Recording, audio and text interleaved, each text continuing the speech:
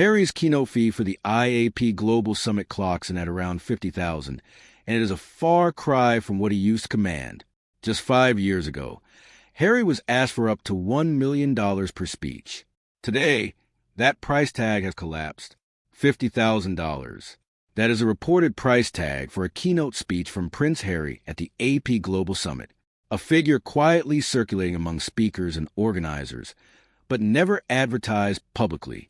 5 years ago, fresh off his dramatic royal exit, the Duke of Sussex commanded up to $1 million per appearance, buoyed by what insiders call the Sussex halo and an insatiable global curiosity about the rebel prince who walked away from Buckingham Palace. Today, that price has collapsed by 95%, and the implications extend far beyond a bruised ego or a tighter budget in Montecito. A source familiar with the speaking circuit put it bluntly to reporters at Naughty but Nice. This is a massive discount. The Sussex brand simply doesn't carry the same weight anymore. What makes this revelation particularly striking? It is a state that King Charles never wanted his youngest son to be in because he knows from bitter experience with Andrew that desperation is what leads to missteps that could end up destroying the British monarchy. It's not just the number itself, though that is damning enough. The real story lies in what this trajectory reveals about where Harry is headed, who he might turn to when even $50,000 becomes too much to ask, and why the British royal family should be watching this descent with genuine alarm. Because Harry's path looks remarkably familiar. It mirrors almost exactly the route traveled by his disgraced uncle, Prince Andrew, in the years before his association with Jeffrey Epstein exploded into public view.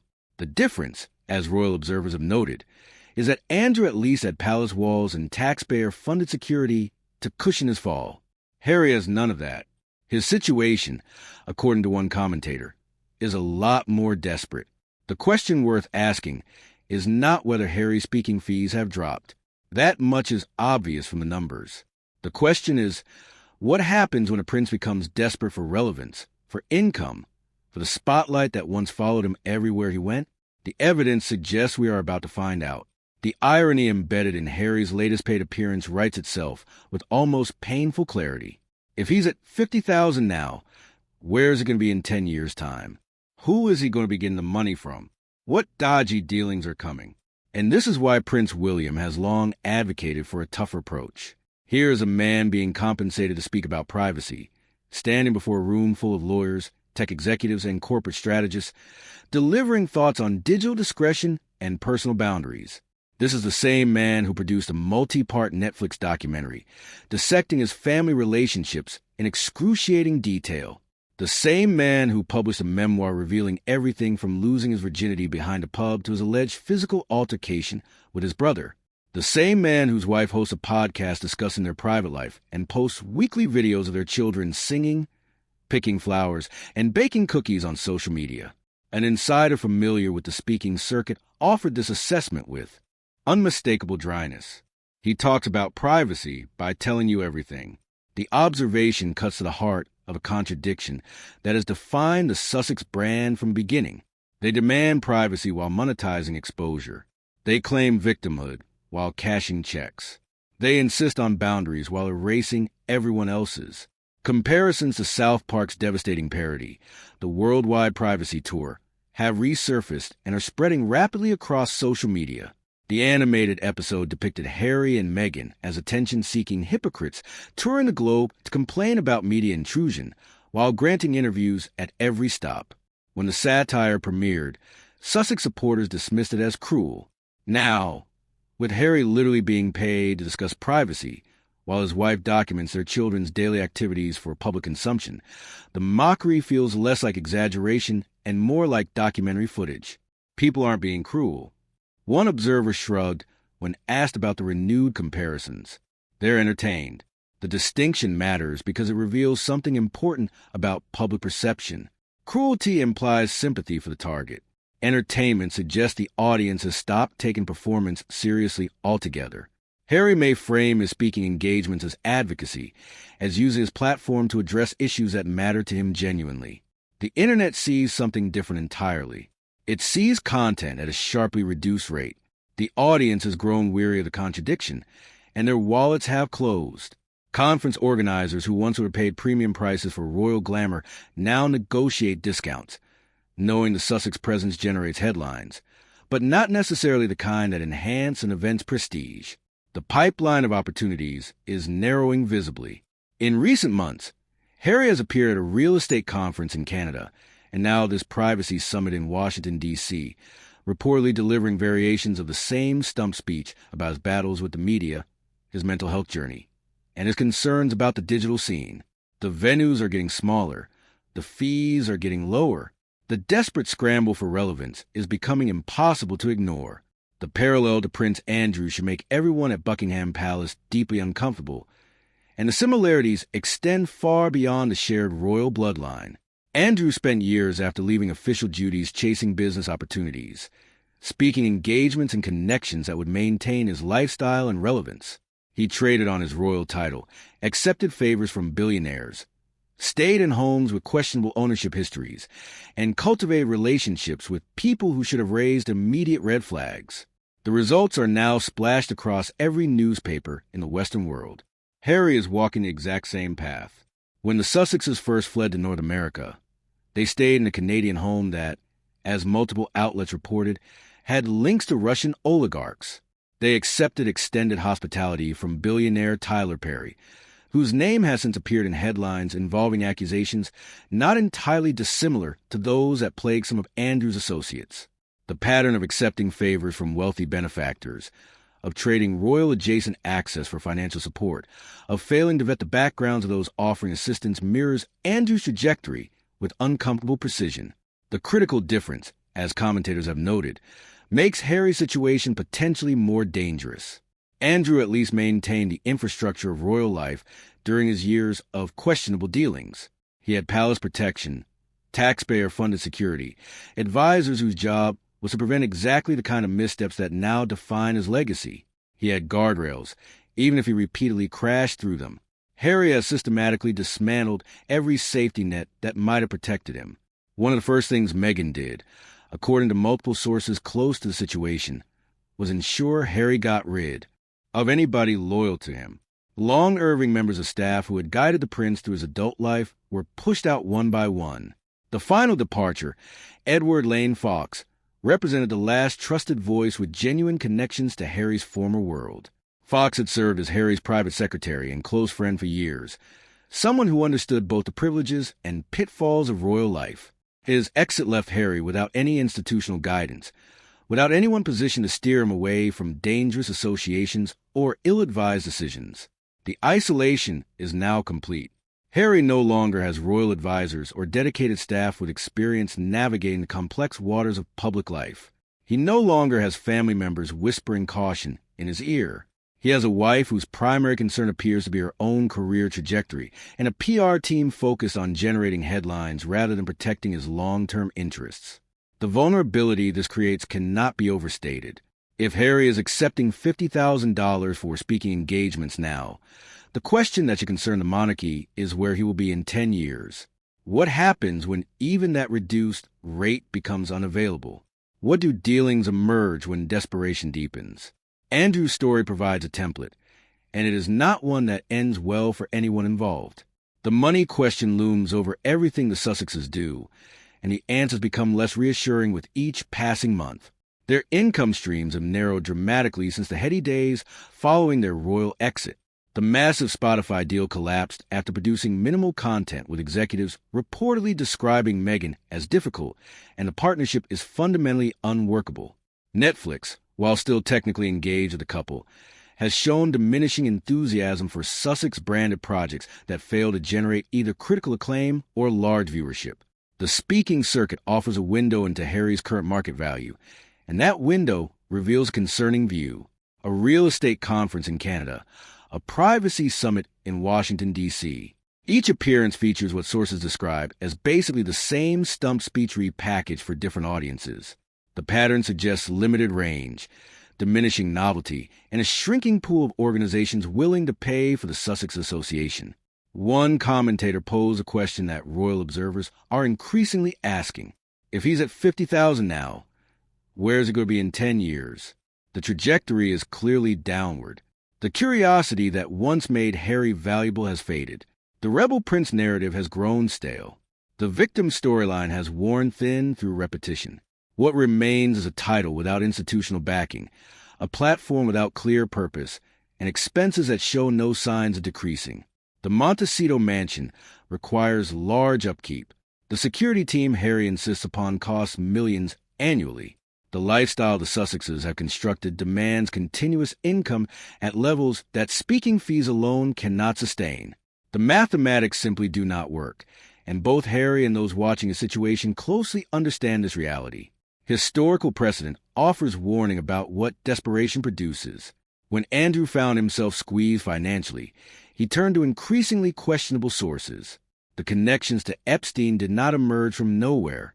They developed through a pattern of accepting hospitality, favors, and opportunities from wealthy individuals without adequate scrutiny of their backgrounds or motivations. Harry has already demonstrated willingness to follow similar patterns. The Canadian home with oligarch connections, the extended Tyler Perry hospitality, the speaking engagements at events where the audience's interest may extend beyond hearing his thoughts on privacy. The pipeline problem is real and growing worse. Unlike established celebrities who can tour stadiums or actors who can command film salaries, Harry's only marketable asset is his royal connection. The same connection he has spent 5 years publicly denouncing and damaging. Every interview attacking the monarchy, every memoir revelation embarrassing his family, every podcast complaint about his treatment simultaneously generates short-term income while eroding his long-term value.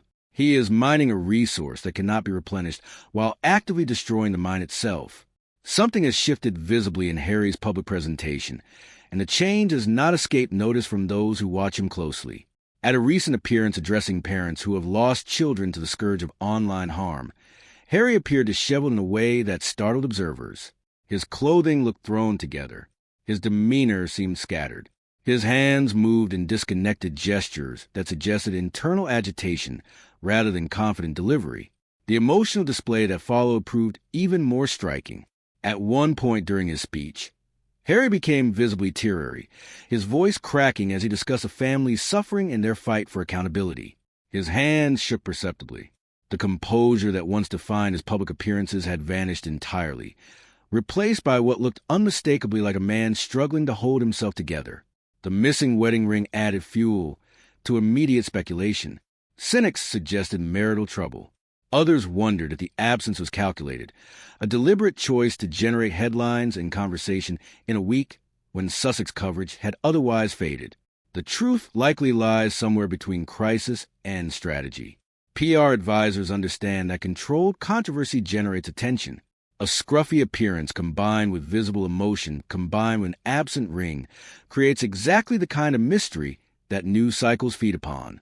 Whether the performance was genuine distress or manufactured drama, it succeeded in generating the coverage Harry increasingly requires.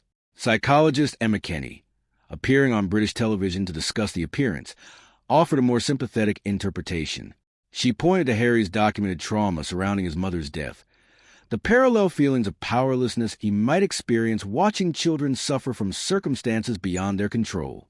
I think he was probably very traumatized after losing his mom, Kenny observed, and the consequence of that is a parallel in this situation where he thinks about young people being in a situation where they feel completely out of control and powerless. The analysis has merit. Harry has never successfully processed the loss of Princess Diana, and situations involving vulnerable children clearly trigger responses rooted in his own childhood wounds. But Kenny's psychological insight does not negate the pattern of emotional performance that has characterized Harry's public appearances for years. The Well Child Awards tears, the Oprah interview revelations delivered with practiced timing, the memoir promotional tour with its calibrated moments of vulnerability. Harry has learned that emotion generates coverage, and coverage maintains relevance. The deeper concern is what happens when performance and reality begin merging indistinguishably. Is Harry genuinely unraveling under the pressure of financial strain, family estrangement, and fading celebrity? Or has he simply refined his ability to simulate distress for cameras? The answer matters because it determines whether the monarchy faces a brother in genuine crisis requiring compassion or a calculated operator requiring containment. The evidence supports elements of both interpretations. which may be the most troubling conclusion of all. The homesickness factor cannot be dismissed. Despite Harry's public denunciations of his homeland and family, multiple sources have confirmed his yearning to spend more time in Britain, his desire to reconnect with the relatives he has spent years attacking publicly. The geography of exile weighs heavily on someone raised within palace walls, surrounded by tradition and structure that California cannot replicate. He wants to come back. He wants to perform royal duties again. The bridges he has burned may prove impossible to rebuild, but the desire remains visible to anyone watching closely. There exists a bomb in Montecito that Harry cannot defuse, and it carries his wife's name on the manuscript. Publishers have reportedly approached Meghan Markle with multi-million-dollar advances for her own memoir, a tell all that would cover her time within the royal family from her perspective. The offers are large enough to tempt anyone facing financial pressure, and Meghan has made clear her desire to accept. A source speaking to Radar Online described Meghan's position with uncomfortable clarity. She feels an intense pull to put her own account on record. In her view, there are entire chapters of her life, particularly during her time within the royal institution, that have either been misunderstood, distorted, or told solely through other people's perspectives. The phrasing reveals everything about Meghan's intentions. She believes her story has been told incorrectly and wants the opportunity to set the record straight.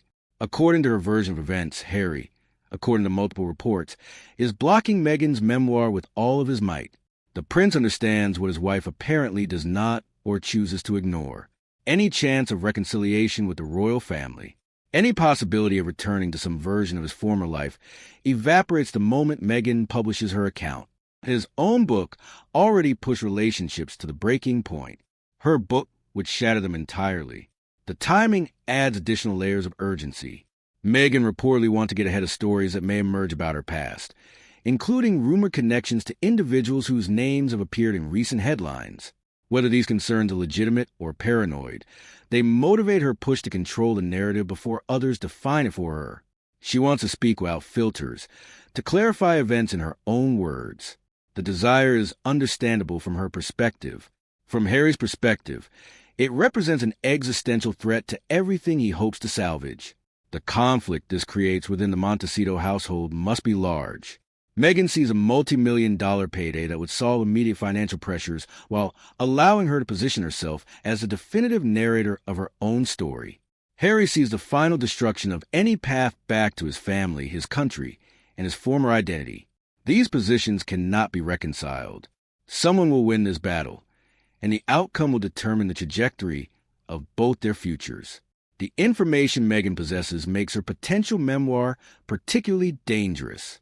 She kept diaries during her time in the royal family. She documented conversations, recorded impressions, and preserved account of experiences that have never been made public.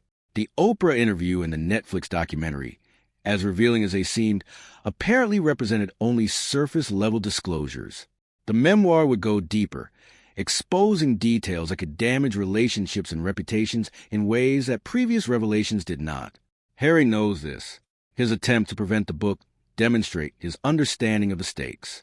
But Meghan is not one to back down, and financial pressure has a way of overwhelming other considerations. The question is not whether she will eventually publish, but whether Harry can delay it long enough to accomplish whatever reconciliation he hopes to achieve first. Those who have watched the Sussexes closely share a prediction that arrives with unsettling certainty. They will launch another attack on the monarchy. The forecasters do not hedge this assessment or qualify it with possibility language. They state it as inevitable, as certain as the sunrise. I feel in my guts. I feel in my bones. One prominent commentator declared that they will do another attack on the monarchy because that has been their biggest paycheck. The logic is financial before it is emotional. Every major income event for the Sussexes has involved exposing, criticizing, or monetizing their royal connections. The Oprah interview generated massive ratings and large payments. The Netflix documentary commanded attention and compensation. The memoir produced bestseller sales and speaking tour opportunities, attacking the family works. Everything else has failed. The Spotify deal collapsed without royal content. Meghan's other ventures have struggled to gain traction. The much-discussed lifestyle brand remains more concept than reality. The speaking fees are declining. The podcast audience never materialized at anticipated levels. Only the royal connection produces reliable returns, and exploiting that connection requires continued conflict with the family. The credibility problem does complicate matters. Not many people outside of their rabid supporters would really believe anything. Observers note, the Oprah interview claims have been fact-checked and challenged repeatedly. The Netflix documentary contradicted itself and established timelines. The memoir contained errors that required correction and characterizations that family members disputed. Each subsequent revelation carries less weight than the last because audiences have learned to approach Sussex claims with skepticism. But credibility and sensation are different currencies. The attack need not be believed to generate headlines. It need not be accurate to produce income. It only needs to be sufficiently explosive to capture attention. And the Sussexes have demonstrated consistent ability to manufacture explosions regardless of their relationship to verifiable truth. The Cookie Queen's documentary failure at Sundance illustrates the problem they face. Despite Meghan's attendance, despite Harry's red carpet appearance days after court proceedings, the film has not sold to a distributor. The director blamed market conditions, claiming documentaries are difficult investments currently. But Melania Trump's documentary, produced and funded by Jeff Bezos, has performed strongly in American theaters. The market is not universally hostile to documentary content. It is hostile to Sussex-adjacent content specifically. This reality leaves Harry and Meghan with limited options for generating the income their lifestyle requires. The speaking circuit produces diminishing returns. Entertainment projects fail to find buyers. Business ventures struggle to launch. The one reliable source of revenue remains their willingness to weaponize their royal connection, to trade family secrets for media attention and viewer interest. Another attack becomes not just possible, but economically necessary. The story unfolding in Montecito extends far beyond one couple's financial struggles or family drama. It represents a genuine threat to the British monarchy's stability that current leadership seems either unable or unwilling to address with appropriate seriousness. King Charles has consistently advocated for a softer approach to his younger son, hoping that patience and occasional gestures might eventually bring Harry back into fold. Prince William has long pushed for tougher measures, understanding that his brother's behavior poses risks that extend well beyond hurt feelings. The uncomfortable comparison to Andrew demonstrates why William's position carries more weight than his father's sentimentality acknowledges. Harry and Meghan are walking the exact same path that Andrew traveled. The desperation for income, the acceptance of favors from wealthy strangers, the willingness to trade royal-adjacent access for financial support. The pattern is identical, only the timeline differs. They are a danger to the monarchy. One analyst stated flatly, they are a danger to Prince William's reign. They are also a danger to Prince George's reign. The assessment sounds dramatic, but reflects genuine concern about what desperate royals do when financial pressure overrides judgment. Andrew's associations with Epstein did not emerge from malice toward the crown, but from carelessness born of entitlement and need. Harry's future associations born of similar circumstances could prove equally damaging. The speaking fees will continue dropping. The bills in Montecito will not. The gap between income and expenses will widen with each passing year.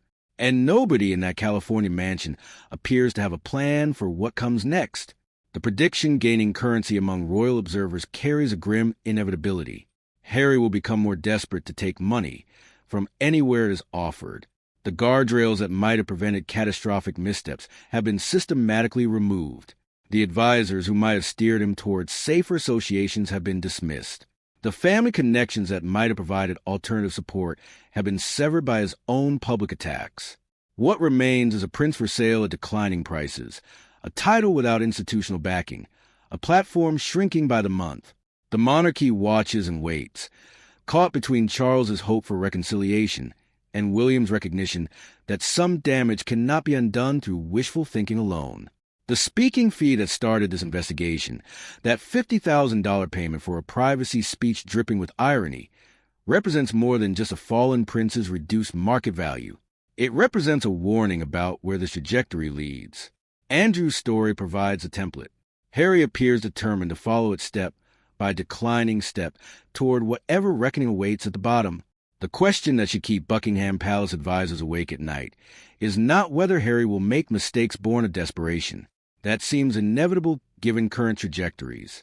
The question is whether the monarchy can survive those mistakes when they arrive, and whether the damage extends beyond one wayward prince to threaten the institution itself. Nobody in Montecito has answers. Nobody in London seems willing to force the issue.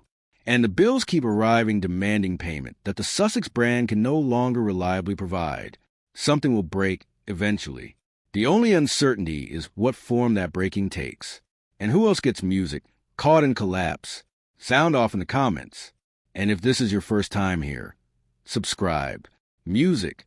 You will want to be here for what is coming.